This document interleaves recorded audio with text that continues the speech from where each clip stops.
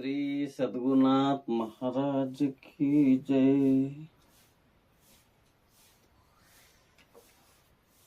सभी को नमस्कार। आज इस वीडियो में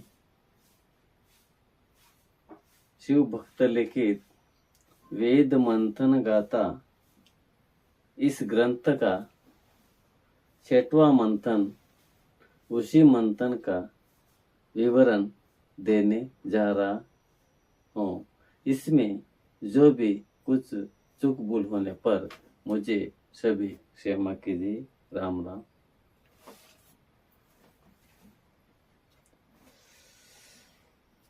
वेद का मंथन ऐसा है 6वां।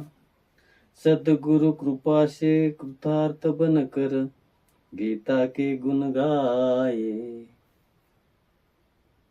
राम भजन में रंग लाए, सब शब्दों के प्राण सद्गुरु स्वरूप ये, सद्गुरु स्वरूप से सत सत प्रणाम करे। 4 वेदों से ही मंथन करके गीता रूप नवनीत निकले हरि ने, गीता रूप नवनीत निकाले हरि ने। श्री निवृत्तिनाथ से प्रार्थना करके संत नाना मुखे, संत न्याना मुखी गीता अर्थ आरंभ किए। भक्त भगवत गए ज्ञानेश्वर हरिपाठ में, अभंग रूप से सब गीतार्थ का रस निकलाए।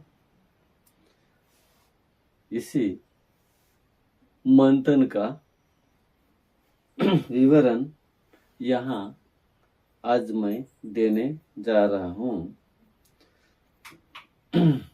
सद्गुरु कृपा से, कृपा पाकर हमको कृतार्थ बनाना है।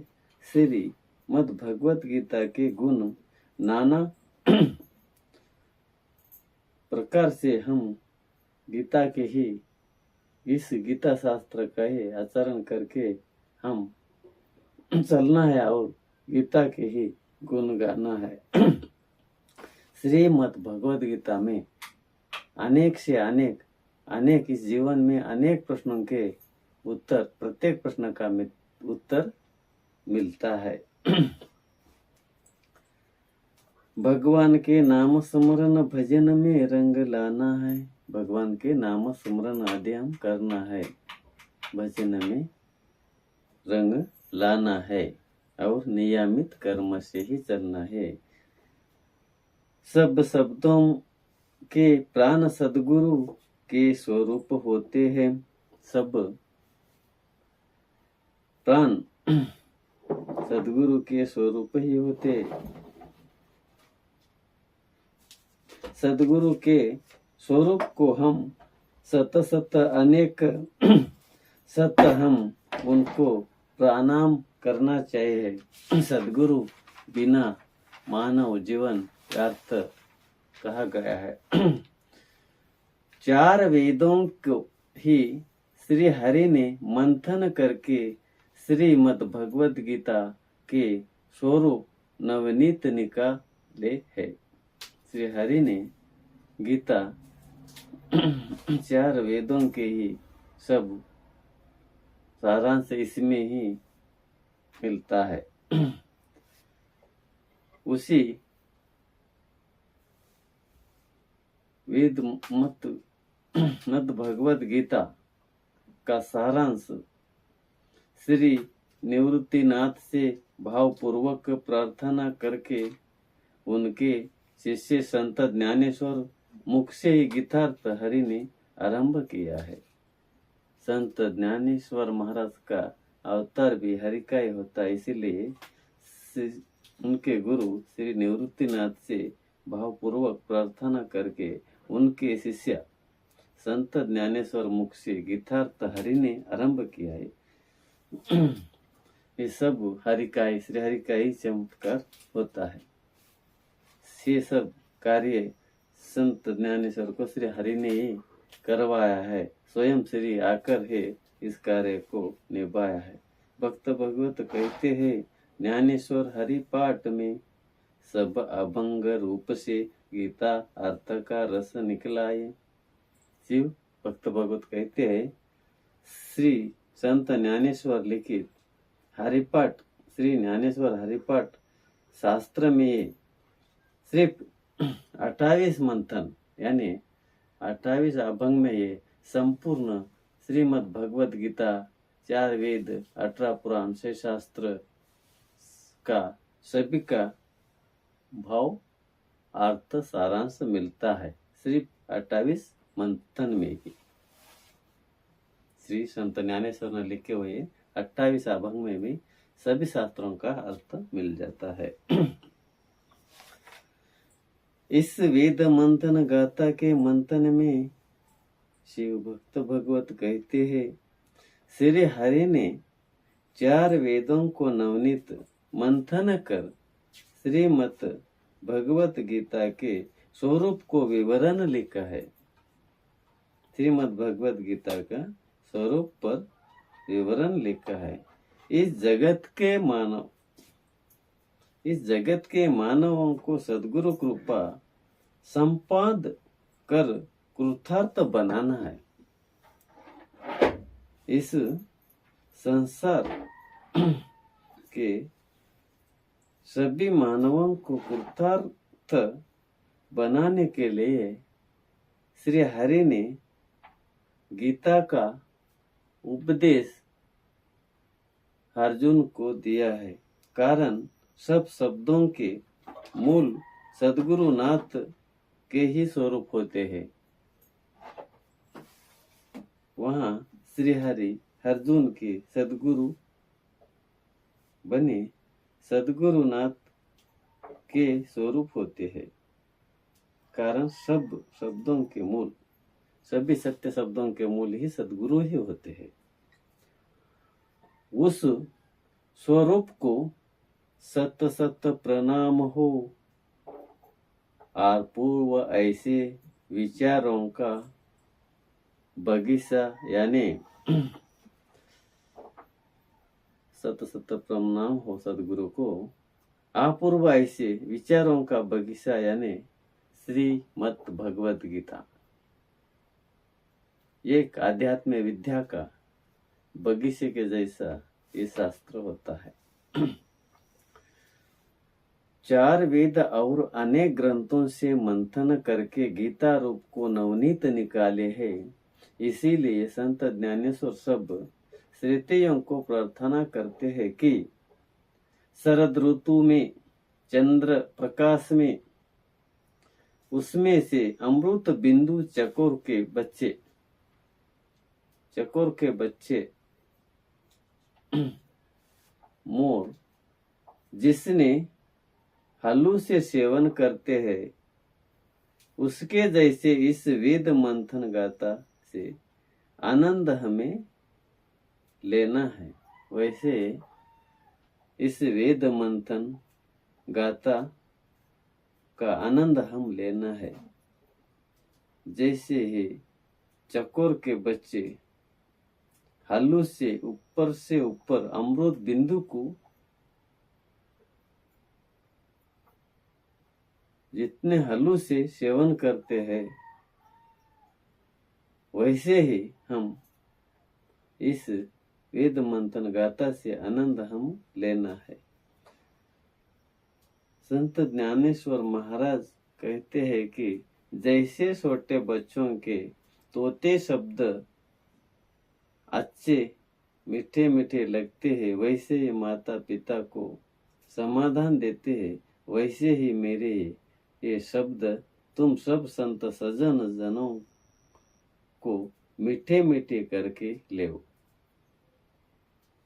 ज्ञानेश्वर माउली ने कहा है, जैसे कि छोटे बच्चों के मीठे मीठे शब्द माता पिता को समाधान लगते हैं, वैसे ही मेरे ये शब्द तुम सब संत जनों को और जगत के अध्ययन करने वाले सभी जनों को मीठे मीठे करके ले। ये तो मेरी वाणी नहीं है, सदगुरु की कृपा होती है। श्री संत ज्ञानेश्वर महाराज ने ही उनके सदगुरु श्री निवृत्तिनाथ महाराज से मनोभावे श्रद्धा पूर्वक प्रार्थना करें। श्री गुरु के शरणागत संत ज्ञान मुखे श्रीमद् भगवत गीता का अर्थ लिखने का आरंभ किया है श्री हरि ने।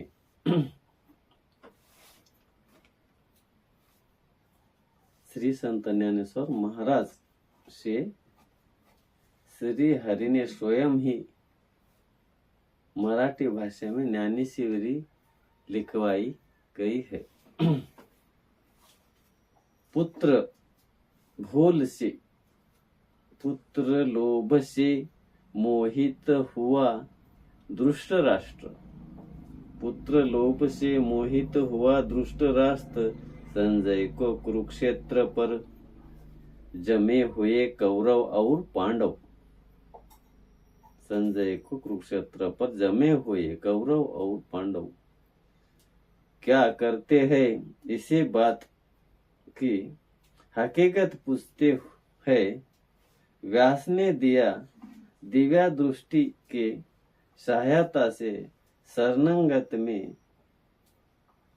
शरणांगन में दोनों ही सैन्य के वर्णन संजय कहते हैं कि अभय पक्ष अभी परस्परापर बाण के वर्षव करते हुए युद्ध को आरंभ करने वाला। इतने में ही जब कौरव पांडव का युद्ध परस्पर बाण के वर्षव करते हुए युद्ध को आरंभ करने वाला, इतने में अर्जुन के विनती अनुसार भगवान श्री कृष्ण ने रथ को दोनों सैन्य के मध्य भागी लाकर रुकाया गया। अपने बराबर इस युद्ध में युद्ध करने कौन कौन वीर आए हैं, उन युद्ध करने वालों को मुझे देखना है। अर्जुन देखने लगा। तब उस युद्ध में उसको अर्जुन को ऐसे दिखने लगा कि ये तो अपने ही आप्त इष्ट नातेवाईक आपस में आगे मेहमान गुरुजन वगैरह सब होते हैं। वहां उस युद्ध में उन्होंने अपने को, अर्जुन मन में ही चिंतन कर रहा है, जो भी युद्ध करने वाले आए हैं, वो तो उन्होंने ही अपने को संकटमय समय पर संभाले और वो ही युद्ध करने आज आए हैं। उनको अपन कैसे मारना, अर्जुन को ऐसी अकस्मात दया बुद्धि उनके मन में निर्माण हुई है। अर्जुन के मन में ऐसी दया बुद्धि निर्माण हुई है। उन लोगों ने ही हमें संकट समय पर संभाले है, उनको अपन मारना पाप है, ऐसा अर्जुन को लगने के कारण अर्जुन के मन में अकस्मात दया बुद्धि उनके मन में निर्माण हुई है। उनके सर्वांग को दर से पसीना छूट रहा है। उनकी जीभ सूख गई है। अंग पर रोमांच खड़े हुए हैं, हाथ में से धनुष्यास उठ कर गिर पड़ रहा है, शरीर के दहा होने लगे हैं। अर्जुन के मन सब भयभीत हो गया है। अर्जुन का मन सब भयभीत हो गया है। उसको ऐसा महसूस हो रहा कि मुझे कोई संकट काल में संभाले, उन लोग को मैं कैसा मारूं। ऐसी अर्जुन के मन में बुद्धि निर्माण हो रही है। वो तो नाराज होकर शक्तिहीन बनकर नीचे बैठ गए। वो अर्जुन नीचे बैठ गए और अर्जुन कहते हैं, भगवान श्री कृष्ण को अर्जुन कहते हैं, भगवान मुझे यहाँ नहीं रहना चाहिए। ऐसे कहते हैं, कौरवों को ही मारने का है तो फिर धर्माधिकारों को क्यों नहीं मारना। इस गोत्र परिवार जनों के नशा के महापातक से मुझे बचाओ। इनसे मारने के, इनको मैं नहीं मार सकता। इन गोत्र परिवार जनों के नशा के महापातकों से मुझे बचाओ। तुम मेरे भगवान एक कौरव मोह से उन्मत्त होकर युद्ध को तैयार हो गए। एक कौरव मोह से उन्मत्त होकर युद्ध को तैयार हो गए। इसीलिए क्या आविचार करना क्या। जिस तरह जैसे लकड़ी लकड़ी पर घसकने से वो अग्नि से जलने का पेट ले सकती है लकड़ी, क्या सब लकड़ियों को जलाना क्या। उसी के प्रमाण एक कुल के लोग मच्छरस से ग्रस्त होने पर एक एक को मार डालना, वध करना क्या। ऐसे करने से कुल परंपरा और धर्म भी नष्ट हो जाता है। ऐसे श्री कृष्ण भगवान से अर्जुन कहने लगा है, ऐसे करने से कुल परंपरा और धर्म नष्ट होता है। स्त्रियां देखिल शील भ्रष्ट होने लगती है। इंद्रिय और मन वैर भाव से चलने लगते हैं। ऐसे श्री कृष्ण भगवान को अर्जुन कह रहा है, सारा सार विचार सब नष्ट होता है और अंति उन लोगों को नरकवास प्राप्त होता है।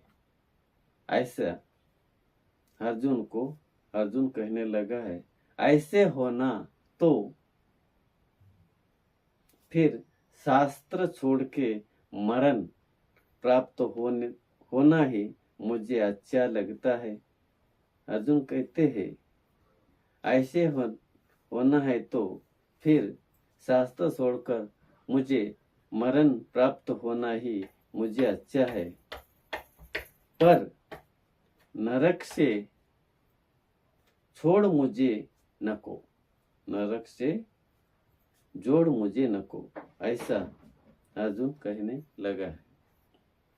ऐसे अर्जुन श्री कृष्ण भगवान को कहते हैं और उदास होकर अर्जुन रथ के ऊपर से नीचे कूदी मारते हैं। उनके आंखों से आंसू की धारें बहती है। ऐसे मोहग्रस्त हुए अर्जुन से भगवान श्री कृष्ण आगे के अध्याय में आगे के मंथन में, आगे के छठवें मंथन में शिव भक्त भगवत, सातवें मंथन में आगे अर्जुन से भगवान श्री कृष्ण आगे के अध्याय में समाधान करने वाले हैं। ऐसे शिव भक्त भगवत अर्जुन से विषाद योग अनेक ग्रंथ और शास्त्रों के आधार से विवरण वर्णन करते हुए, उदाहरण श्रीमद् भगवद गीता, ज्ञानेश्वरी, गरुड़ पुराण, इसका ऐसे मोहग्रस्त हुए अर्जुन से भगवान श्री कृष्ण आगे सातवें मंथन में उसका समाधान करने वाले हैं। अभी इस वीडियो का यही समाप्त कर रहा हूँ। सबको राम राम। हरे कृष्ण कृष्ण कृष्ण हरे हरे।